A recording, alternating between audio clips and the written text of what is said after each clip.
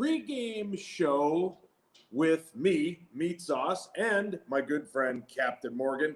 We're getting set for the Wild and Golden Knights game, which is tonight, and I couldn't be more excited. I didn't think they could pull it off the other night, but I'm pumped, absolutely pumped to see them try and get to a Game 7, which would be sweet because it would be, of course, in Las Vegas, I think Friday or Saturday. But anyway, we're here with my friend Captain Morgan, some sliced apple. It's just simply the best. And I was sent a couple of recipes to make, maybe for a bunch of people that are doing things over Memorial Day weekend, all kinds of fun stuff with that. But most importantly, I'm going to show you my favorite and, of course, simple Captain Morgan sliced apple recipe. You take this lovely bottle of Captain Morgan sliced apple, twist it off like this. Hold, please. All right, get that off. Smells amazing. Take some ice cubes out of my fancy ice thing. Like this. Put a little ice in my glass. See? Take this. A little bit of this. Little shot right there. And guess what? You've got yourself an apple over ice. It's the best way, in my opinion, to enjoy some Captain Morgan sliced apple. But here we are. Game 6 tonight coming up soon. And your Minnesota Wild were amazing on the other day when they won that game on Monday, because here it is Wednesday. But the thing, too, that we have to look forward to with tonight's game is they didn't get a lot of shots during the Game 5. So Game 6 has to be a new plan. We got to find a way. Parise is going to play. They got a lot of guys that they need to step up. We saw Kirill Kaprizov get his first goal of the playoffs. He has to come up huge. And I talked about it on Twitter, and I think a lot of people got mad at me and named like 50 more people.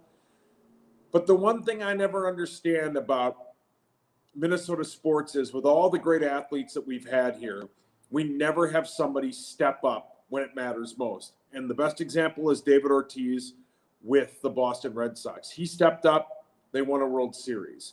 We need something like that out of Kirill Kaprizov, Zach Parise, any one of these guys. The captain needs to step up and have a big night tonight and get us to a Game 7, which would be amazing. But we never have that in Minnesota sports, other than, of course, Kirby Puckett. We need that. It's been 30 years, since the 91 World Series. It will be in October. We need somebody to step up, and I can't wait. Hold on, Abbott's texting me nonsense. He doesn't know that I'm doing this, and he knows that it's going to distract me. Hey, babe. But it'd be sweet. Thank you, man. Thanks for the sweet shirt. The other thing, too, about tonight's game that I'm looking forward to, hey, babe, is I don't want it to be over in the first period. That team, like we talked to Mark Parrish on the show earlier this week, and we talked about how they got to survive the first period.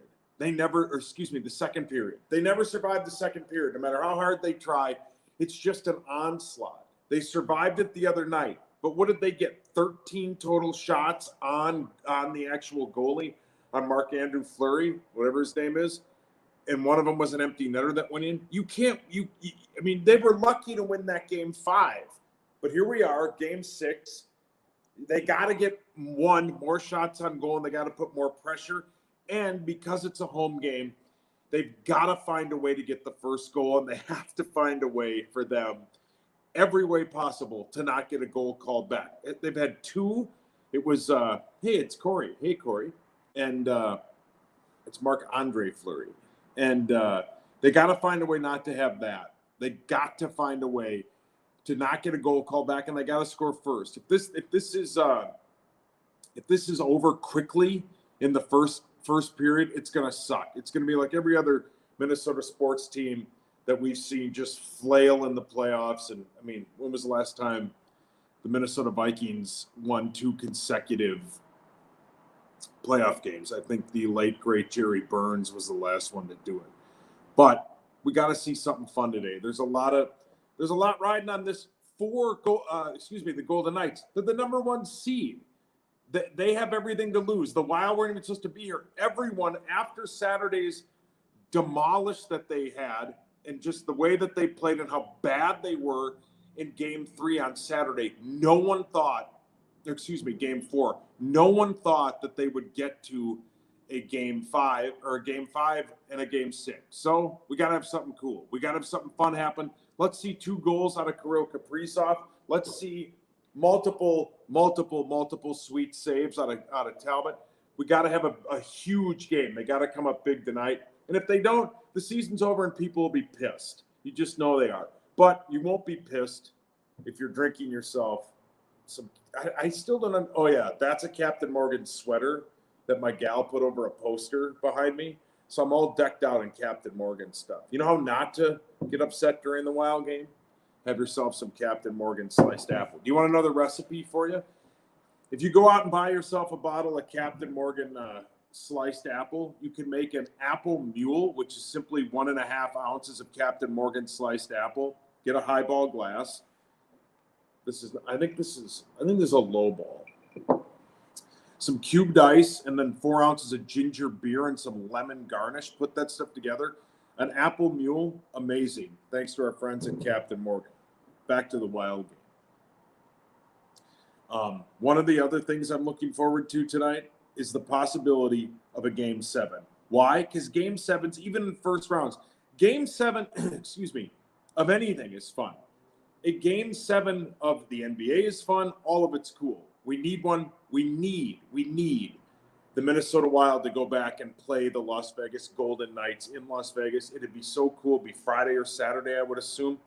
It'd be cool to take this series. They played so well against them in the regular season, and then they look like a completely different team.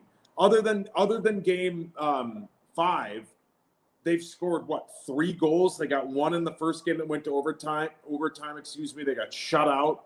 Then they got 2 in the other loss that they had. They got to score a bunch of goals. It's going to be fun tonight. People are pumped. Captain Morgan is pumped. There we go. You can tell I don't do a lot of Zooms because I don't understand how everything's backwards. I keep changing it the same way. But, yeah, man. Wild game, awesome. I thought I'd be over. I didn't think I would be able to do this with my good friends at Captain Morgan and my sweet Blades and Kirill t-shirt. But here we are, man. When was the last time? What's the biggest play in Wild history? The Andrew Burnett goal against the Colorado Avalanche. We need something like that. That electrified this town. People were so pumped about that, and that'd be cool to have this again, especially with the Twins record they have. There's no one, what's the thing with the Timberwolves? They didn't even sell the team right. Now people are pissed about that. We need the Wild to be good. We need them to win tonight, and we need them to get into it. Most importantly for me, Mark Parrish played for the Wild. The bet I have on the Power Trip Morning Show with Corey Cove. And I need a Parrish team to win the Stanley Cup. I don't need a Parrish team to lose in the first round like the Wild might tonight, but they're not going to. Want to see something else cool? To Captain Morgan right here live in person. The Wild, man, it's going to be great. I think AJ's here. We can talk to him about the Wild. He's somewhere. His kid was showing me his cool Pokemon cards. They're pretty sweet, man. I never got into that when I was a kid. Pokemon.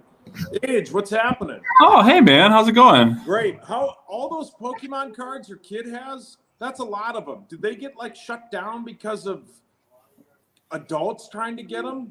Yeah, so it is now a trek. It is hard work for me to find Pokemon kids for my 6-year-old boy, the age of people who should be buying Pokemon cards because the adults are fighting over them at Walmart and Target, and they pulled them from the shelf. So I have to call over to Barnes & Noble, to GameStop, to the Source comic books in Roseville every other day just to check to see if they have them. But as he was showing you, check this out. We got the Zacian Elite Pack right here that he's been opening up this last day. So he's pumped. He's jacked. I'm going to go broke because I keep buying Pokemon cards, but my son's happy. So that's good.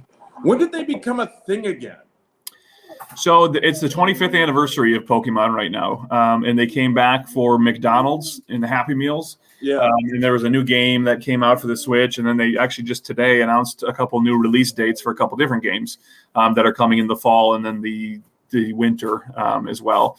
So they're full circle back. I mean, that anniversary plus the new stuff, and then that McDonald's really exposed a new generation to them. So, but the problem with the adults fighting over the Pokemon cards, that's a trading card thing in general. Baseball cards, football cards, like across the board, they're back. Hockey cards, I guess, for our hockey pregame post that we're doing right now. Correct. But I think they figured out how to do that system better, the card game system or the sports card system.